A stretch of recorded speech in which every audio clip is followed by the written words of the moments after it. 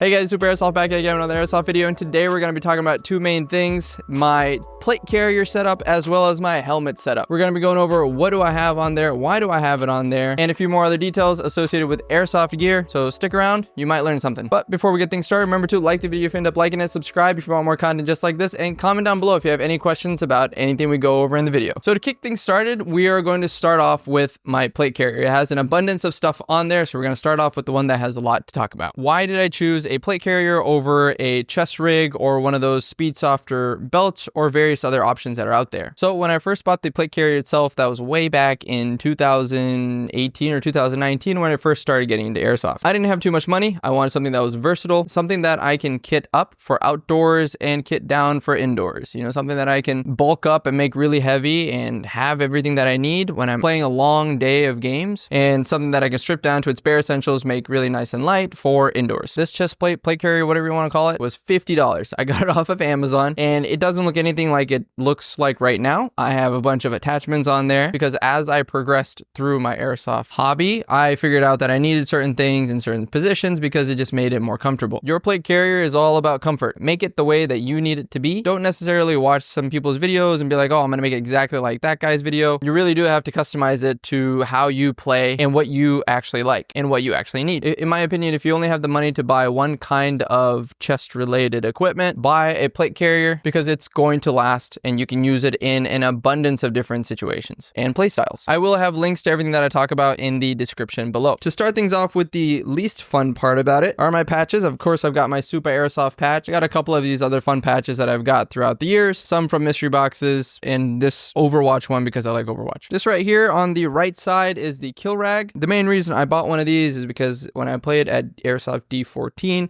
they required me to have a kill rag. What I didn't realize was that I could have just brought a normal like shop cloth and carried it around as long as it's the color red.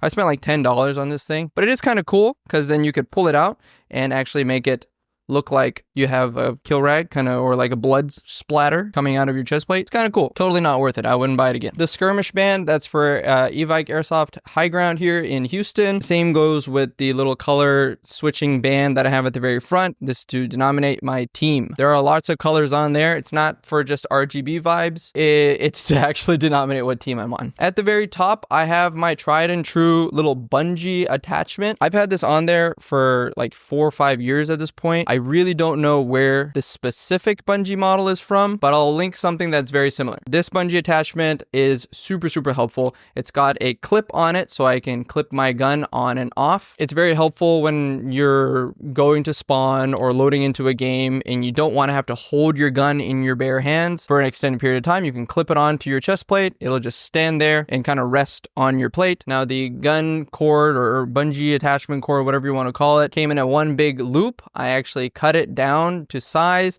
and then zip tied it to a hard point on the plate carrier itself on both sides of the shoulders. That way it just routes down the sides and comes right into the front. I found this to be the easiest option for me, just having the gun holder or gun cord or bungee cord, whatever you want to call it, built into the chest plate itself. Makes it really nice and comfortable and puts all the strain on your shoulders and the plate itself and just gravity rather than in your arms carrying the gun around like forever. Moving back to the front of the plate carrier, I have my mag pouches. The pistol mag pouches are the ones from Condor. The 3 bigger mag pouches at the very front are some random purchase I made off of Amazon. It had a bungee string at the very top to keep the mags in. I actually chopped those off because the tension in the mag holder itself was enough to keep my mags in and solid. There are tons of options out there when it comes to aftermarket mag pouches. I would do a ton more research when it comes to buying them. There are lots of plastic ones that are much more solid. There are stronger holding ones. There are just tons and tons of different designs for it. But I do have one that's very similar to the one that I have in the description. Next to my pistol mag carrier section is a miscellaneous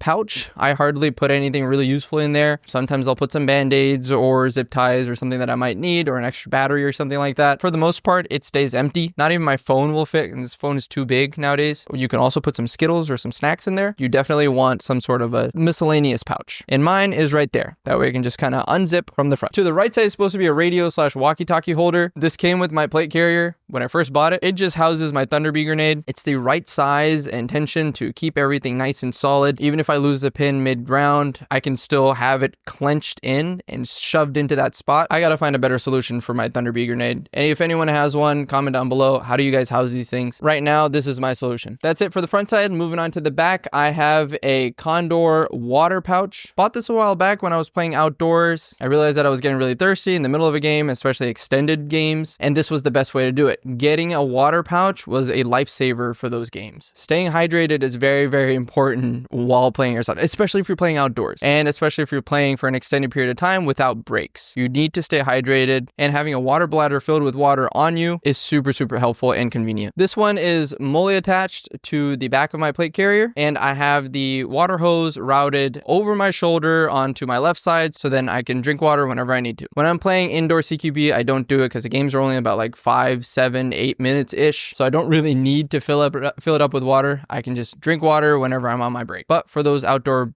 bigger maps, having a water bladder is very, very helpful. I, for the most part, use this as an HPA tank holder. As you see here at the very top, I cut the top part of this water holder so I can peek the regulator of my HPA tank out the top, and I can connect my hose from there. It's a pretty janky solution, but it's my solution, and it seems to work really, really well. There are lots of other pouches out there that'll fit HPA tanks. You just have to do a little bit of research depending on the size of your tank, on what is best. Some people actually just wear a backpack to house their HPA tank, but if you're in a pinch and you have one of these mole water bladder pouch holder thingies, you can cut a hole in the top for your regulator and house your HPA tank in there. Also, inside the plate carrier, I have these foam plate inserts from Evike. These are a godsend. It just made the plate carrier a lot more stiff and more form-fitting, and it just felt a lot more rigid and proper. It also helped with feeling BBs. I don't like feeling BBs, so actually getting hit in the plate carrier didn't feel like anything because it would hit the actual foam insert that's inside. If you're a mad lad, you can, of course, put in real steel plates,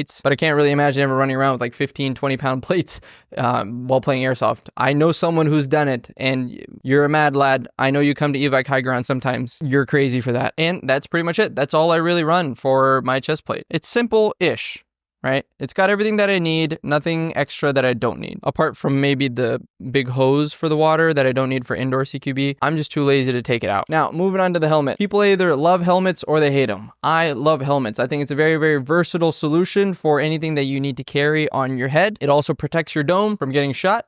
The last thing that I want is to get a BB pelted in my forehead. Or on the top of my head. That hurts a lot, and I don't want a little mini BB concussion. My helmet loadout is very simple. When I first bought this helmet, it didn't have the head sizing thing, so I went out and bought a separate head sizing thing that I can screw into my helmet. Nowadays, most helmets have the head sizing thing. Do not buy a helmet without the head sizing thing, or else it will be a giant pain in the butt because it'll just be wobbling on your head at all times. Make sure you buy one with it. So since I didn't buy one with it a long time ago, I had to install one and pay extra for it. Now at the very front, where the NVG mount spot is at, I have a GoPro mount. This is how I record my first person gameplays, and overall, in my opinion, the best spot to put a GoPro. I also think this is the best solution for recording first person videos for Airsoft. Get a helmet, put an NVG mount on it, tried and true, and it works every time. Now my camera runs out of battery very often and very quickly. So I have a USB cable routed through the top into this little piece at the very back. This is a flashlight holder that I zip tied onto the top of my helmet so it can fit one of these tube batteries. Now this tube battery doesn't naturally fit with its current dimension, so I put a bunch of tape on it so it can friction fit into the flashlight holder. And of course I have a USB-A to a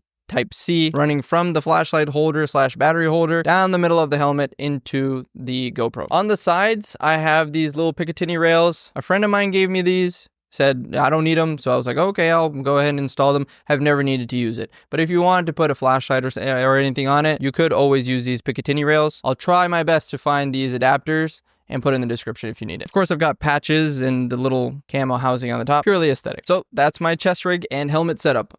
There are tons and tons and tons and tons and tons of other customizable options out there. Really tactical your Airsoft kit. This is how I have it. It's purely functional, and hopefully my decisions have helped you learn a thing or two about kitting out your own. One thing I will say is don't go out and buy the most expensive chest plate or the most expensive helmet. That's not the solution. Buy the one that you can afford, play a bunch of games with it, customize it as the time goes by, so then you can really make it your own and really customize it to the way that you play your games. It's about comfort. Airsoft is a very sweaty, sometimes anger-inducing and uncomfortable sport in general. So your chest plate and your helmet should definitely be comfortable because it's something that you're going to be lugging around for the entirety of your gaming session. If you're just starting off in Airsoft and you got a brand new plate carrier and you're playing games and you realize that, oh, my gun is too heavy in my hand, I'm holding it so often, my mag pouch is in the wrong location, it's really weird to reach into this weird spot to grab whatever it is that I need, jot those down or create a mental note, make changes, play,